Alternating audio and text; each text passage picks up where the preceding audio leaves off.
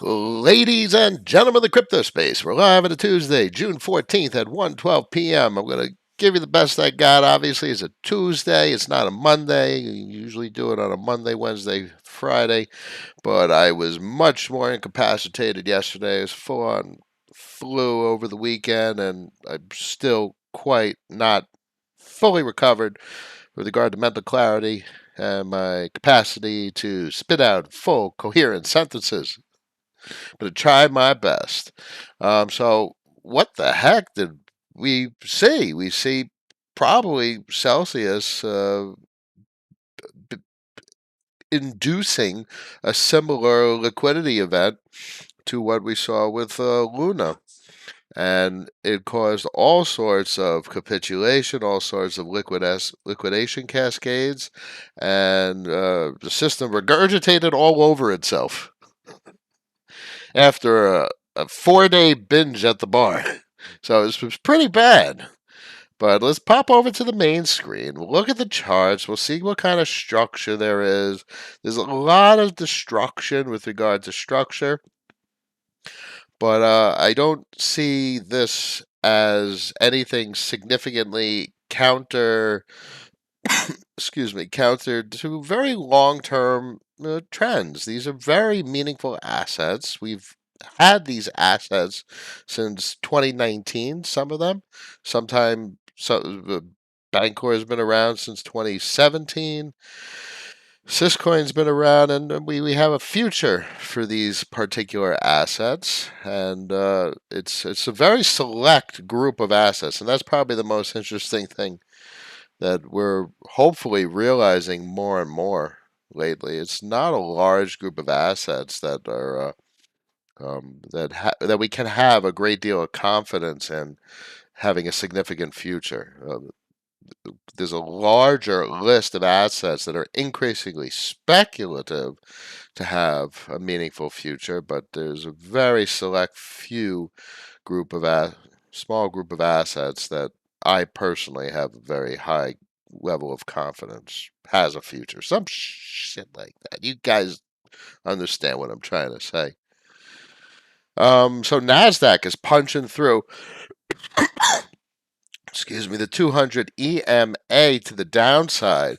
We haven't seen that since 2008. This is one of the largest risk-off events in 14 years. It's pretty spectacular to say the least. This makes 2008 look small. This was 2000. This is 2020. This Look at 2020. Everyone was freaking out. March of 2020, everything's collapsing. Okay, now look what we got here. Oh my goodness. This is like the gorilla in the room. This is the biggest market structure disruption in a while. And it pushed through the 200 EMA. Let's see if it pushes through down to the 200 SMA. Now, let's scroll back and let's see how far. Yeah, well, we breached the 200 SMA back in '08 as well, but we didn't even come close to the 200 SMA. Maybe there was a little bit of overlap, but we didn't even come close to the 200 SMA anywhere. If this pushes down like through the 200 SMA, yeah, that's pretty wild to see. Um, I don't have much of an opinion of it. I don't think these types of assets warrant too much capital allocation. I would rather focus on the crypto assets. So let me see if I can help you guys and all these emotions you're going through. Let's look at some crypto charts and let's see what some folks have to say. Vets been waiting all day for a little bit of We Can Do Better. Joe's in the house. Tuesday streams. Yeah, I'm still way out of commission. I barely have any mental clarity at the moment. It's all a fog. That's wild, the flu. Um, Gib rationality. That's right, DeFi. Jangle. Crypto flu. That's right, Lucas. Raul's in the house. I'm feeling okay. So the fog cleared a little, it seems. My prayers have worked. Thank you, Tapsy. Thank you. Happy to see you, Noah. Pleasure, Igor. Rumor 3AC closing shop. Yeah, let them do what they're going to do. There's going to be plenty of capital that flows all around. All I know is if you look at the volume on Curve, if you look at the volumes here, look, DeFi Prime, there's a lot of activity. People are like, is it going to die? Is it going to go to zero? That's such a stupid train of thought.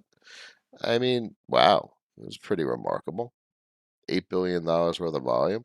I mean, these are such small volumes in the macro scale of things, but um,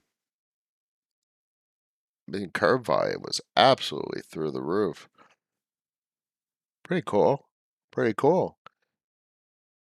So you can see, obviously, Uniswap still has a commanding lead. Curve is second, and 1inch is third, and Bancor V3 routes through 1inch, and it's good to see Balancer as number four. And 0x number five. These are all Maca, which is 0x, amongst other things. So these synthetics, these are great names. So this is a nice breakdown of where we are with the market. And there's a massive amount of volume that goes through these exchanges. These are very small numbers compared to macroeconomic scales, especially the derivatives market that we talk about so often. So that should give us some perspective on where we are with the maturity of the market and how much capital is flowing through it. So I don't see much of a negative in this type of data. I see activity. I see transactions. Let's look at Curve. Let's see what it's paying because it still pays. Can uh, can I go out to dinner? I got $1,200. Yay! Of course I could go out. I could pay my car loan with that shit. It's still paying very nicely, 6.28%, and it's cranking out. Damn, that was a $1.23 billion volume day. That's wild. So Curve looks like it's doing some great volume. I'm not dissuaded. I'm not disappointed in any regard. Um, so I see good things. Yes, obviously there's capital destruction, there's demand destruction, there's whatever the hell you want to call it. But I see transaction volume and I see markets that I want to own. And it's not like I'm buying anything new. I bought all this stuff years ago and they're just doing what they're doing. Let's take a look at the curve chart. I did buy some curve actually at 66 cents. But an extra 100,000 curve at 66 cents. I didn't think, but look, this is actually a nice pattern right here. It's a little tweezers pattern, a little tweezy bottom. Let's see if it holds at bottom. Let's see if it goes down further. It's okay, is what it is if it goes down.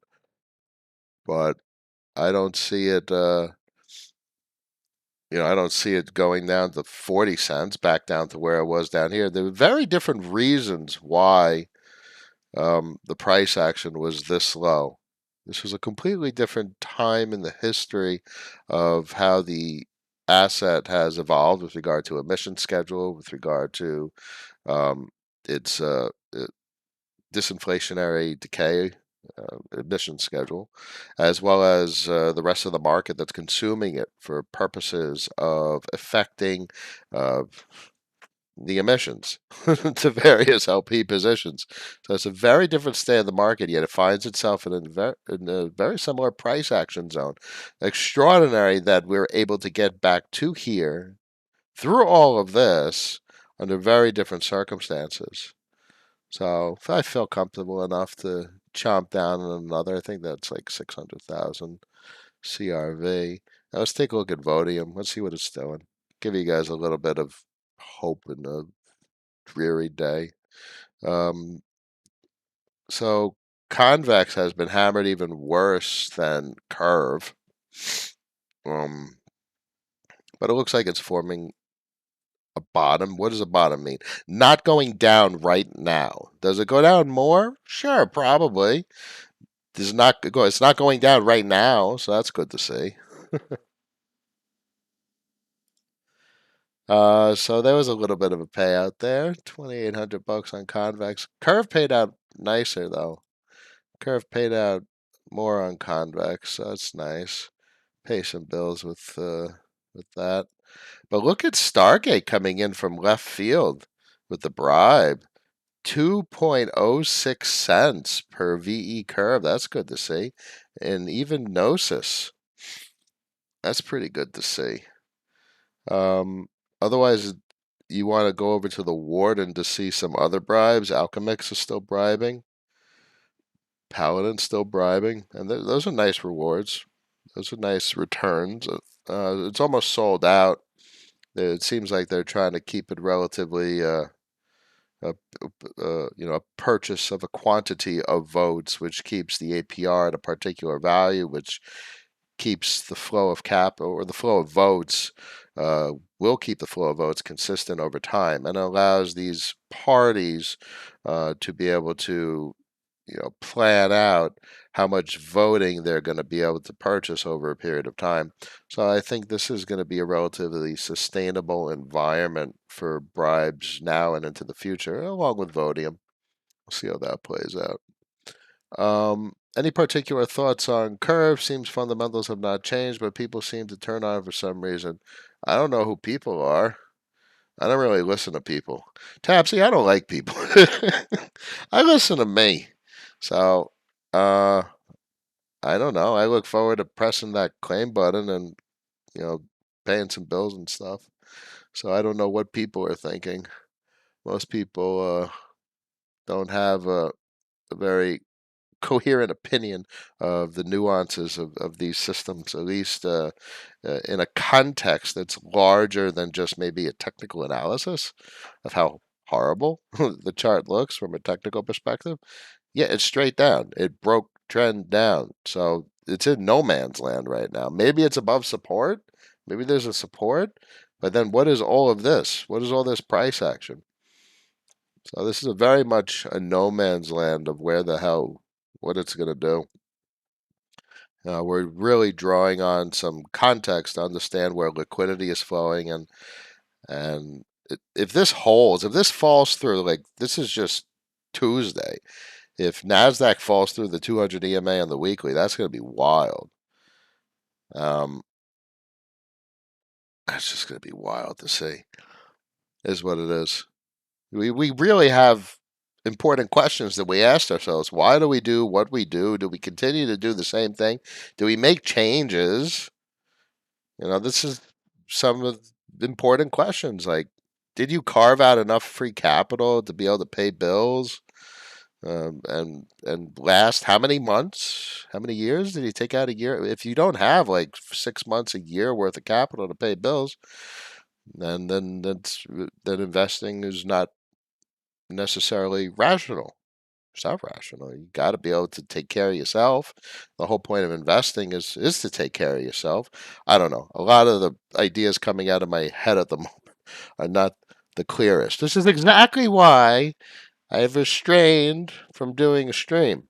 You guys forced me to do a stream. One curious few. Hey, Noah. Gelds, feel better. Thank you. Yeah, I need that. Johannes, good to see you. Thank you for streaming. Trying my best. So much is happening right now to discuss CRV USD. That would be interesting. That would put a very nice uh, accumulation pressure, a buy pressure on Curve, because it's needed as collateral. But what's the significance? Why would what incentive or what purpose do people have to create CRV collateralized USD stablecoins? So these are quite interesting uh, conversations to have, and why the things may play out. We'll see. Does 1 inch route through a curve as well? Yes, it does. Hey, Cap, great to see you. Hey, Crypto Jake. Dr. T's in the house, my man. How are you? Wanted to stop by and say what's up. Hope this finds you doing wonderfully. Yeah, other than the fact that this weekend I had the flu, so I'm literally completely still zonked. It's really wild. Uh, Total mental fog. Anyway, one curious view on macro markets. Would you say recession priced in yet? This market is completely destroyed. We're in a recession. Everything is collapsing. Um, People are running on credit. They have no more money. People are broke. Now, the minority have money. The minority have carved out savings and they got cash all over the place, and they could sell things and raise and sell things for cash. There's cash all over the place for the 1, 2, 3, 4, 5% of the population. The vast majority of the population, heck no. Most people don't have savings, unfortunately.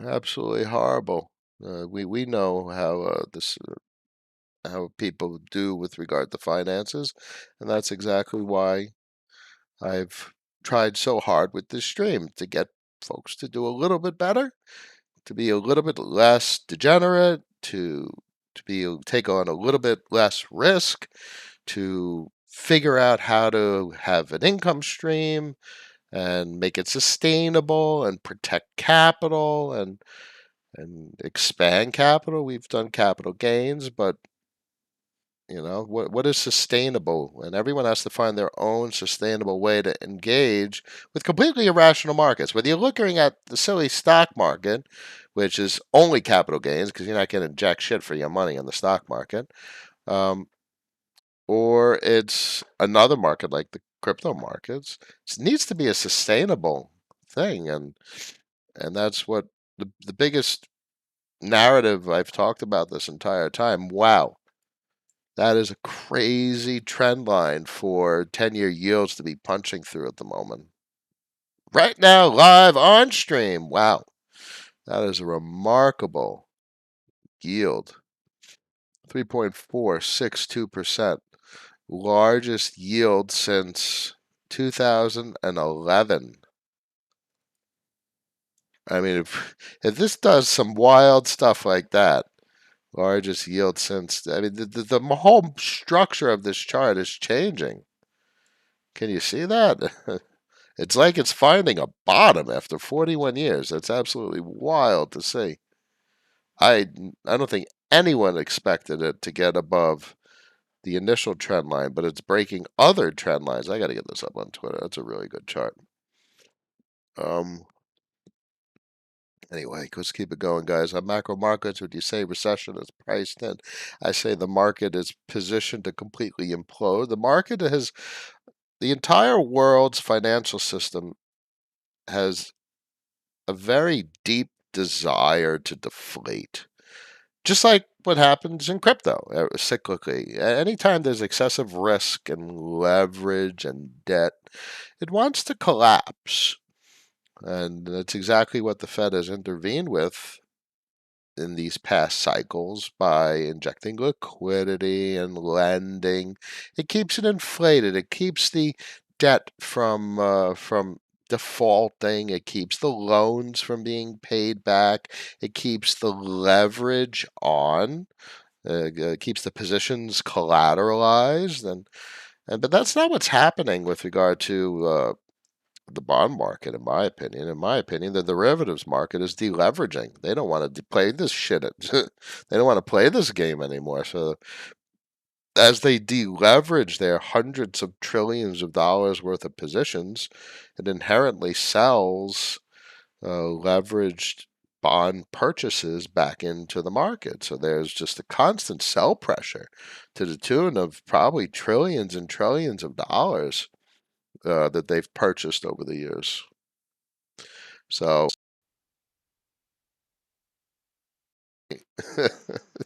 we're seeing market structures that are unprecedented. So that's a nice way to consolidate what you were asking with regard to recession. How do you keep a track of cost basis and taxable transactions? I keep track on a spreadsheet now, at least for 2022. But taxes, all of my assets are now held in trust. So I still need to calculate cost basis and capital gains. That's all what's most significant, and I do that with a spreadsheet. Everything else is with regard to how it's reported on various IRS tax forms. Um, what did I miss? I missed some comments.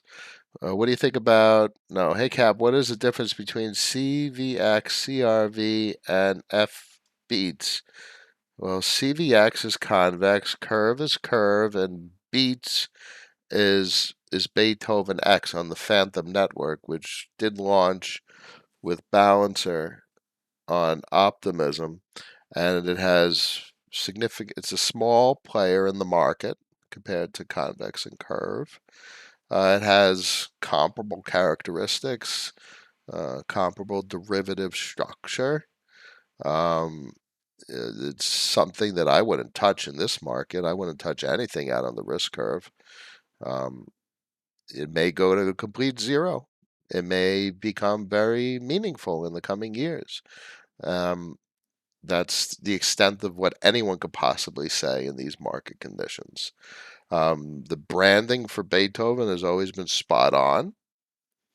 I've always found them quite appealing, um, but they're not convex and curve, so they don't have the volume. So they have the federation. I do believe they have a fair amount of bribing. I've never seen a consolidated bribing uh, presentation, which has always been disappointing to me. Like Vodium, you see the bribes for convex and curve, VLCVX and VUCRV, but where's the bribes for FBs? It's not a very consolidated presentation, so that was always disappointing. But it's also not in the scale, and also beats unto itself has been relatively volatile, even more so volatile as compared to CRV. And that's an incredible thing to say considering the extraordinary volatility we've seen with this asset. But it's good if we look at that bottom bounce at 62, it's at 72. Let's see how it holds up. Do we see it cascading into oblivion down to zero and all the technology goes worthless for an asset that cranked out $1.25 billion worth of transaction volume in the last 24 hours? I don't know about that. Lives in the house. I'm okay, Liv. I'm hanging in there. How do you keep track of cost basis? I nailed that one. What are derivatives telling you? Where are we heading? Market's screwed. It's going to completely implode in on itself. We'll probably have a couple of wars at some point, which we already have going on. There'll be a fight over global resources, a fight over global currencies. We should all stock up tuna and hoard bullets and protect ourselves. That's basically what everything is telling me, Pascal.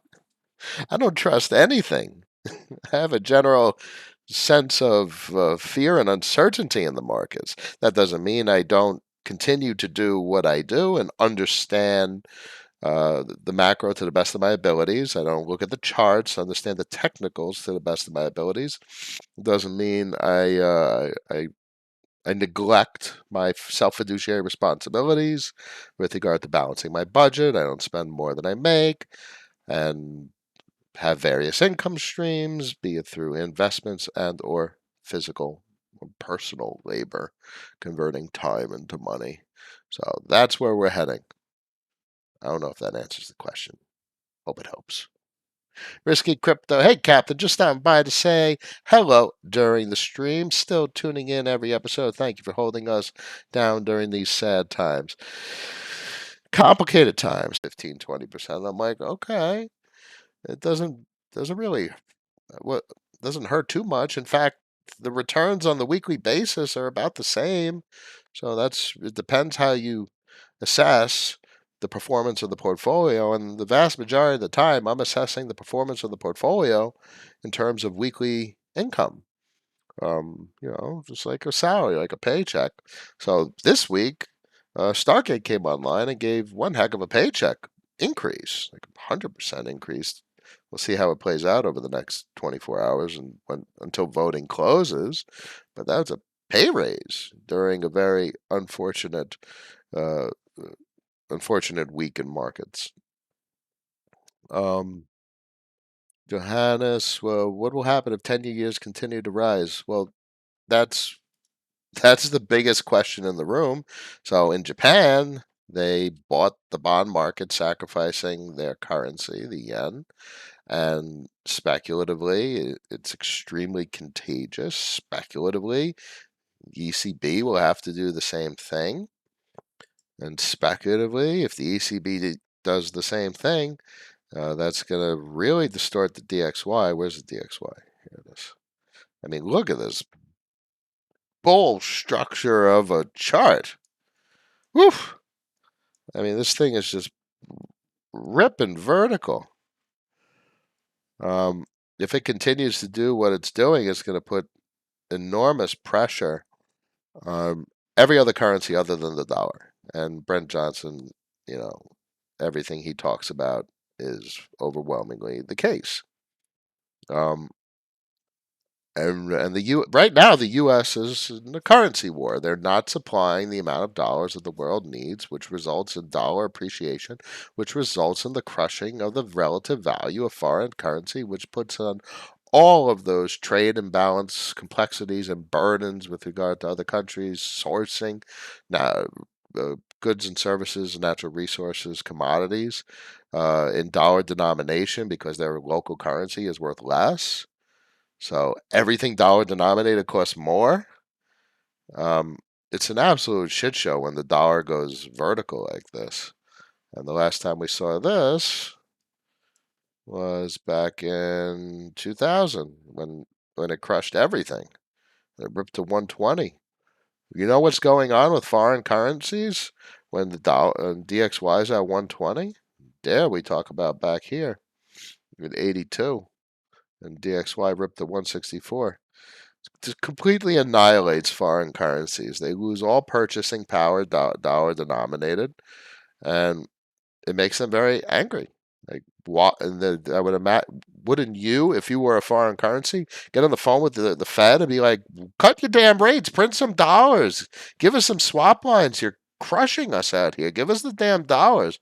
And that's where we are. It's a currency war. The U.S. is swinging its big stick around, saying, "Shh, get in line. We have the dollars. Play nice, or we're just going to raise rates, and it's not going to be pretty." That's the deal. Front row seats. One curious view. Igor, if you like huge inverted head and shoulders on US 10, what, Turkey? US 10, try, try bang. I don't know where you're going, but obviously on this is a massive inverted head and shoulders on the 10-year yields, and it totally played out incredibly well. It's a massive rip to the upside. So obviously all eyes are on this current trend line, and the fact that it's poking above it is both interesting yet disconcerting from a historical structure perspective. If we have a continued sell-off of the bond market is not heading in the direction that sovereign, or at least the U.S. government, needs it to head.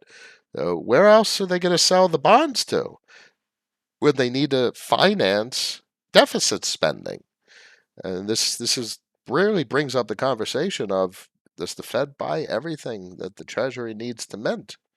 And then that gets awkward from full faith and credit type situation. I mean, they're literally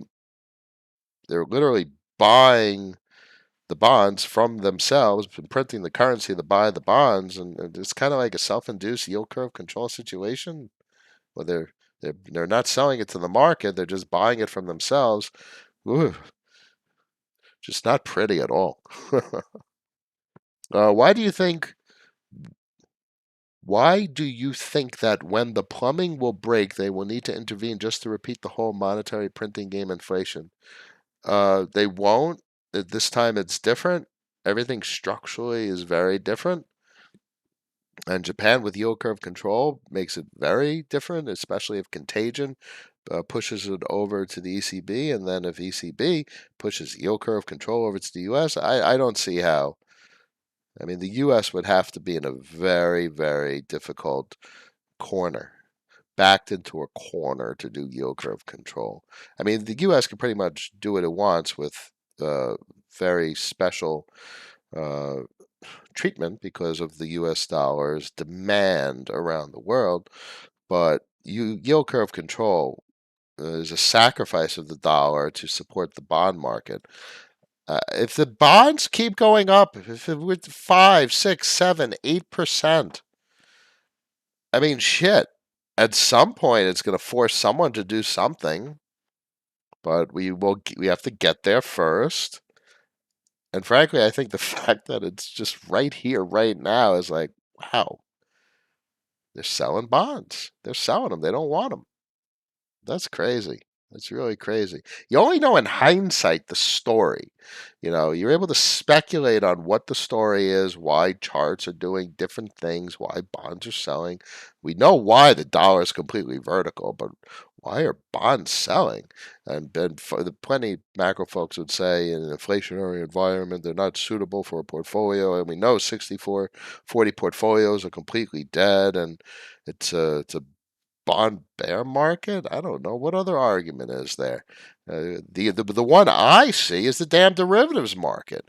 It's the largest market actor in the room. It's $600 trillion, and if they're not cranking up the leverage, that means they're not buying the bonds. If they're deleveraging, it means they're actually selling bonds. So that's what that means. Daniel, what are your thoughts on STG and Layer Zero? Layer Zero is serious infrastructure. I think what they've built is very meaningful cross-chain messaging. Was it Hash? Keep this open. Hashflow uses Layer Zero. Hashflow uses Stargate, I believe. Now, I don't know. I don't think it uses Stargate because they have their own pools. This is a very interesting piece of software. It's got good volume. Um, I mean, some of the pools have good volume. Blue Chip, which has some volatile assets, but 116 grand, it's not trivial volume. There's something I keep my eye on. Not that I'm doing anything cross chain. If I would do anything in this market, it'd be on mainnet, and I have no interest really in other networks. Just my sentiment in that regard. So I like Layer Zero and Stargate very much, Daniel. Do I own any of it? I think I have some of that Stargate bond, that 25-cent bond that they sold. That's about it. Nothing from the market, nothing market bought. Is Bank of Japan starting printing money? Well, yeah. How else have they been buying the entire bond market, my friend?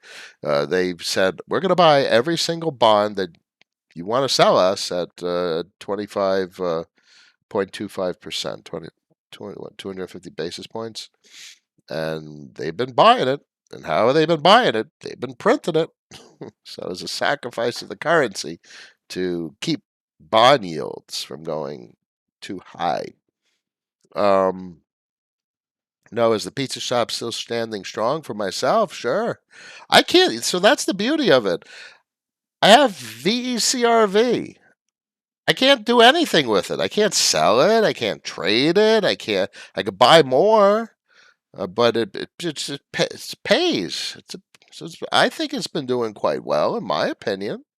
I'm quite satisfied with the new participants on Warden and the new structure and the way Vodium has been behaving. So I like what I see. I think we'll know more in the coming years, but thus far, um, I don't see why it's a bad experience. If you think of it as a purchase rather than something that could be liquidated, and there's a variety of narratives that could be spun to describe the experience, whether it has been a financial success, a good choice, a lucrative choice, or not. And there's plenty of ways to try and decipher um, uh, if it was good or bad, because clearly good or bad are very subjective terminologies. In my opinion, I'm very satisfied with the way things have played out, are performing, how productive they are. And look at this, it's Tuesday. After yesterday, after a day of complete market meltdown, I'm like, all right, so the total portfolio value is down, but why the hell am I looking at my portfolio value? All I give a shit about is at the end of the week, what I get a paycheck from work and I get a paycheck from my assets. How does that weigh? So I'm quite comfortable with the size of the paycheck my assets provide me as compared to the paycheck I get from working. And that's how I measure my success mostly. Um, I think as we see more cross-chain interoperability, volume will increase on other chains. Of course, my friend. Also, switching systems is much more risky. Yeah, indeed. Um, Stock up on tuna, bullets, and prepare to protect ourselves. Great quote. I mean, doesn't it seem like everything's hitting the fan? Shit's hitting the fan. It's pretty bad out there. And my wife laughs at me because I'm kind of like a worst case scenario kind of guy. But that's how I live my life. If I could cover the worst case scenario, if I'm out of work for 6 months, am I good to go? Can I get work? Can I pay for food? Can I take care of my girls? And for the first time in many years, I'm like, yeah, I got that covered, and I sleep well, and I can say it pretty confidently and comfortably. So um, probably need to stock up on some bullets. Come to think of it, I talk with the wife often about a firearm in the house, and that's a complicated conversation with regard to children, especially in a state like Florida, where I could get a firearm for the house to, Second Amendment, protect my family, so on and so forth. It's an interesting conversation, controversial conversation. But aside from the complexities of it, the simple conversation is I probably should get something. And be well trained in it. Good evening, Noah Francorp. Liv W. For market seems to be washing out leverage. Seems like a lot more downside is possible, and the market could come very. Yeah, of course the market's very liquid. This thing has been an absolute liquidation cascade, Liv. An absolute flush, complete flush of the market. There's nothing left. It's better to not even look at the market on a day like this unless it's for entertainment purposes, and that's mostly what I get out of the market nowadays. I like watching the 10-year bond yields, and because every time it goes up, it's like, how much further is it going to go? It's got to be liquidating a lot of bond bulls that think it's going to reverse. And it's just not reversing. And the dollar's just wild. But this is everyone's expecting this. What no one is expecting is this. No one is expecting bond yields to keep doing what they're doing. They're expecting them to reverse at some point. And the fact that we're even here compared to trend is extraordinary. Look at that trend breach. That's absolutely extraordinary to see. No one expected us to be where we are right now with regard to bond yields. Like Change Finance just integrated 1 inch today across 8 chains. I think it will drive some volume to others. Yeah, over the coming months as liquidity starts to flow back into the system. You got to watch the stable coins. You're watching Tether, USDC, GUSD, which is a very minority player, but it's predominantly USDC and USDT. Where capital flows into the system. It's going to take a long time for this market to become comfortable again with taking on risk rather than liquidating risk. Trust has been evaporated from the system, so to speak. Last couple of questions before my brain completely shuts down. I don't even know how I've done this much thus far. Love the stream in the bear market. I'm not going to stop streaming. I wish it was under better circumstances. I have so much mental fog right now. For folks that don't know, I had the flu over the weekend, which is not the most extraordinary thing, but um, man, it's having to do what I do with regard to the mental clarity I need to talk the way I talk and digest the markets that I try and digest. Man, compared to the historic times I've had the flu, I'm finding it fascinating how much mental fog there is in the aftermath of it. It's going to take some time to recover some clarity. Wild experience. I haven't had the flu. It must be 10 plus years. 39. I haven't had it since I was maybe in my teenage years. Wild. Um, Noah, how would China attacking Taiwan affect Bitcoin? It would collapse everything, and the only thing that would be left worth value is dollars. Noah, what do you reckon will happen with Celsius? I don't know. They're hanging on by a thread.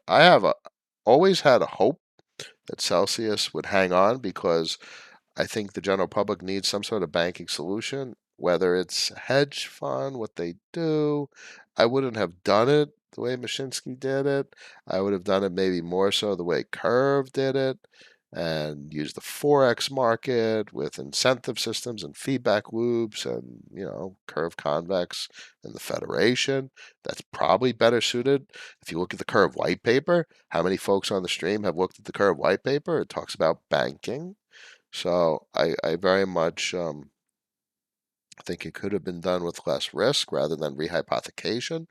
So I think I hope they survive. If they may not, they might not be able to come out of this hole without significant loss. And especially if they have loss or they don't have a capacity to pay investors, that gets into a regulatory complexity. Dan's in the house. Always a pleasure. Oliver, hey, hey. Said it before, gold seemed the only rational option. You can't eat gold. You know what I would love to have like a warehouse full of? Prepackaged Korean soups. I love Korean soups. I would have prepackaged Korean soups. Hundreds of them. Hundreds of pounds of prepackaged Korean soups over stored gold any day. I'm just saying. And water. You give me water bottles and prepackaged Korean soups, I'm good to go. Just saying, just saying. The big twat's in the house. Always a pleasure. Chris, you're a defender of your household. The only discussion you should be having is how you would store your firearms safely. Yes, and that is a very important conversation. I'm glad you are taking your role defending your girls. So, heck yeah, my little ladies. They're my little ladies. I do everything for them. I'm sitting in this chair right now for them. Uh, my my little schneckles. That's what I call the little one. She's a little over 3.5. Sweet little angel. Oh, for sure. Market is going to test everything. Trying USDD, repeating Luna, UST, Celsius is playing with fire. Yeah, everyone's playing with fire in these markets. Celsius situation feels sorta similar to Luna Crash. They aren't helping themselves by selling their collateral because it's liquidating other people's positions. I feel bad for people who have their funds in Celsius. Well, that's exactly what I've tried to do something about and why I've done this stream. I do feel bad for persons that gave money where the situation results in not your keys, not your crypto, so it's not their crypto, and that crypto was given to someone else and that's being lent to someone else. So I don't engage in anything that I don't fully understand. And I understand that the vast majority of the investment community does things they don't fully understand. And that's what I don't want to be the case, which is why I talk. And this is why I've tried to help and build this community and do things a little bit different and focus on very few assets rather than more assets. You don't need to go out into the risk curve. You just focus on the stuff that has really changed things. And they're relatively simple. They don't. If it's an overly complicated system, it's probably trying too hard, and it's going to have unknown potential risk factors. So that it's very important to keep things simple with regard to capital management. Otherwise, it'll drive you nuts trying to protect your capital. And just like we talked about me protecting the family and protecting the girls, protecting the capital is protecting the family. It's all the same thing. You gotta protect your stuff. You protect your family, protect your capital. So I hope you carved out some cash just in case this shit gets even worse. Let's see how things are doing. We'll scroll through the charts real quick and we'll wrap up the stream for today. Convex got hit so hard compared to Curve. I can't believe it's still at $4. I mean, this chart is absolutely disturbing. We'll see what it does. I mean, we'll see what it does. That's all you can say about charts. Um, I took a piece of Curve at 66 cents, snagged 100,000 to add to that was a 20% increase in the position. It's okay. It's what it is. Sometimes you know, you gotta sit back and be like, am I comfortable with doing that? And I said to myself, yeah. So I did it. I'm not uncomfortable with it, so I did it, and great. I have cash, and next week I'll have more cash because the incentivized voting pays cash, and I could pay my bills. So that was my choice, and that's why I took that additional position at 66 cents. Does it go lower? All right. Does it go higher? I hope so. These are still the M2SL denominated, money supply denominated. Let's do it dollar denominated, holding on to the 50 SMA on the monthly. Wild, wild chart for Ethereum. Let's go over to Bitcoin real quick. M2SL. Let's take off. Let's go dollar denominated. Look at that on the 50. Solid hit on the 50. Is that log? Let's go to log. Everyone loves their log. But, it doesn't really give dollar denominated position.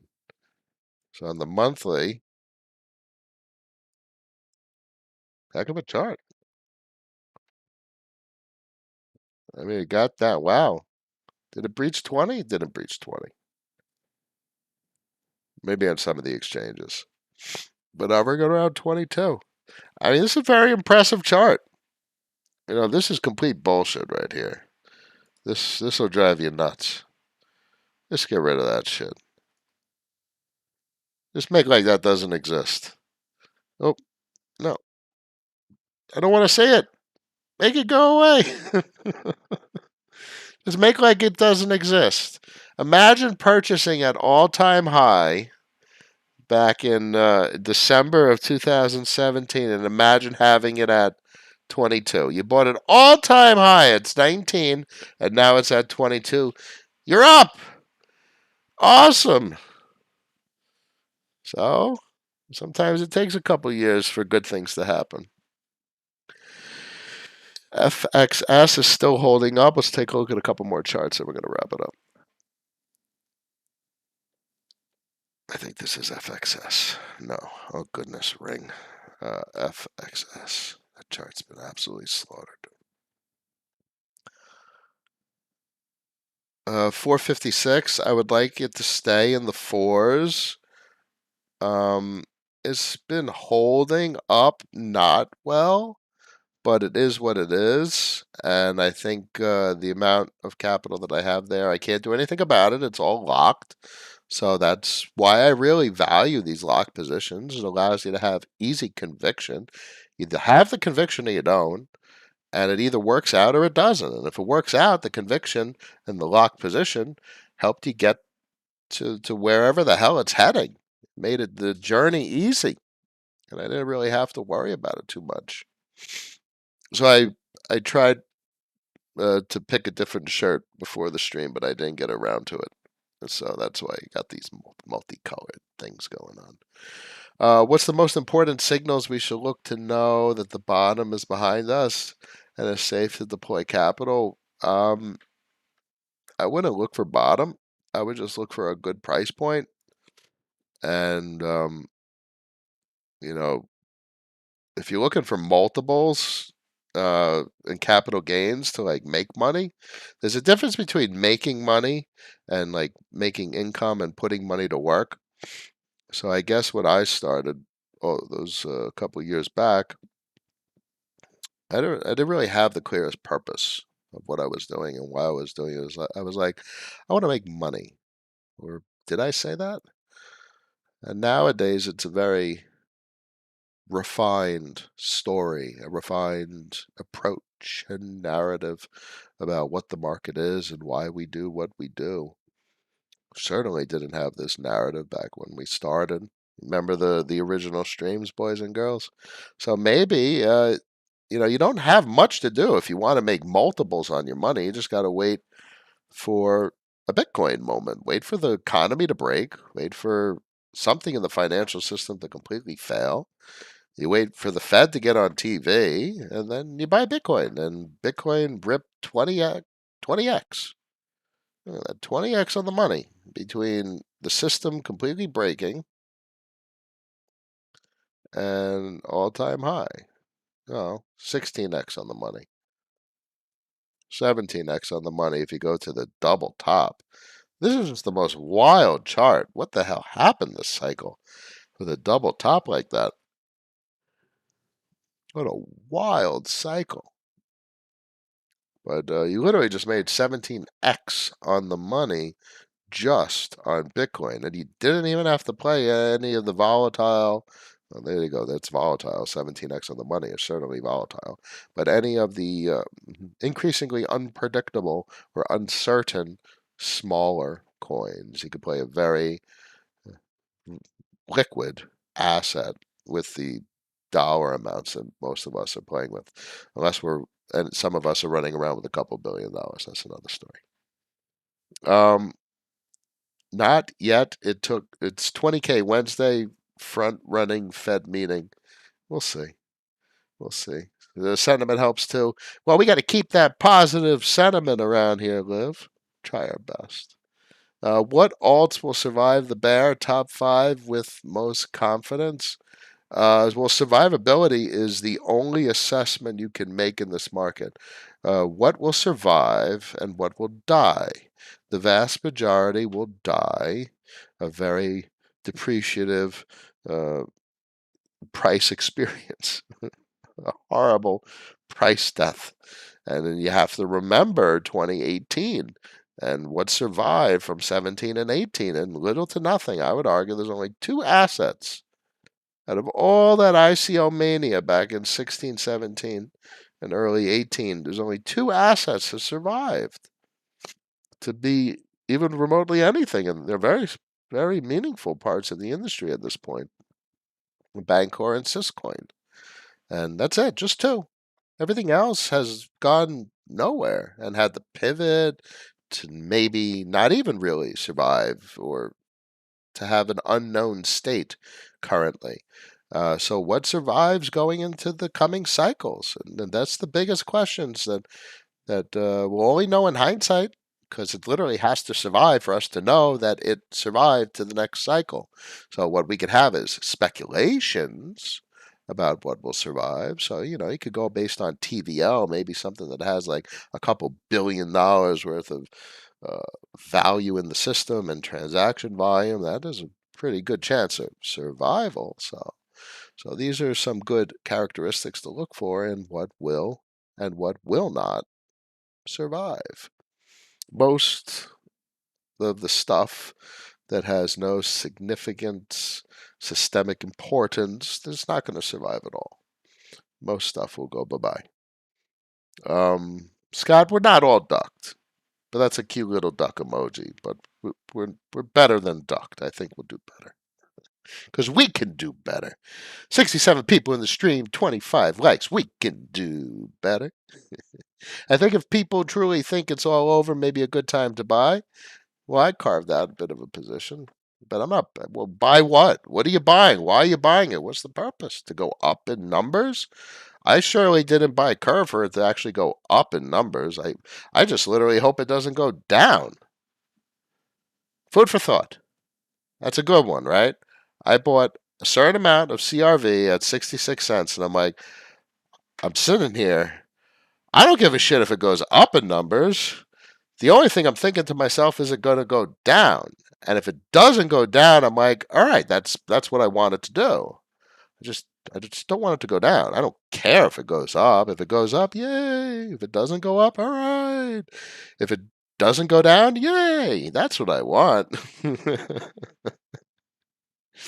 Mike Bennett, peace, my man, peace. I know I'm going. It's a long stream today.